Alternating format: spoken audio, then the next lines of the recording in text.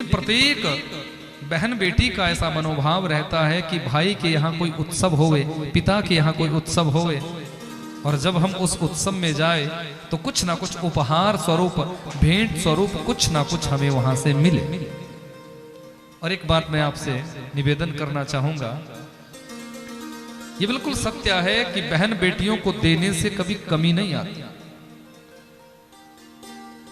यदि आप प्रसन्नता में डूबकर, आनंद भाव में डूबकर अपने यहां आई हुई बहन बेटी को कभी खाली हाथ विदा नहीं करते हैं, कुछ ना कुछ भेंट उनको देते हैं, तो वो जब जाती है ना, आशीर्वाद देकर जाती है कि मेरे भाई के यहां, मेरे पिता के यहां सब कुछ हो जाए, कोई कमी ना रहे।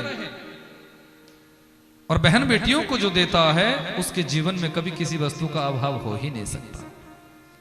बहुत सी भाभियां ऐसी खतरनाक होती है कि जब कोई बहन बेटी आएगी तो नाक चढ़ाकर बैठ जाएगी कि देना पड़ेगा कुछ उपहार देना पड़ेगा, कुछ भेंट देनी पड़ेगी। पर ये मैं आपको बताना चाहता हूं कि कभी ऐसा नहीं करना चाहिए। उनका भी अधिकार है।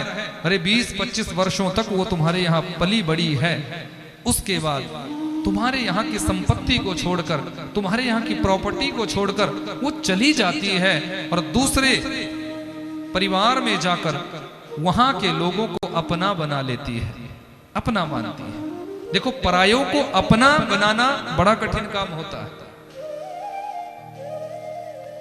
पर इन बहन बेटियों का कितना त्याग है जीवन में, मातृशक्ति का कितना बड़ा त्याग है जीवन में, कि जिस घर में जन्म होता है, जिस घर में वो पलती है, जिस घर में वो बड़ी होती है, जिस घर में उसका बचपन व्यतीत होता है, उस घर आंगन को छोड़कर वो किसी पराये घर को अपना समझती है और उन पराये लोगों को अपना मान लेती है, उन्हीं के साथ फिर जीवन यापन करती है। इतना बड़ा त्याग कोई और नहीं कर सकता। ये त्याग हमारी मातृशक्ति का ही हो सकता है।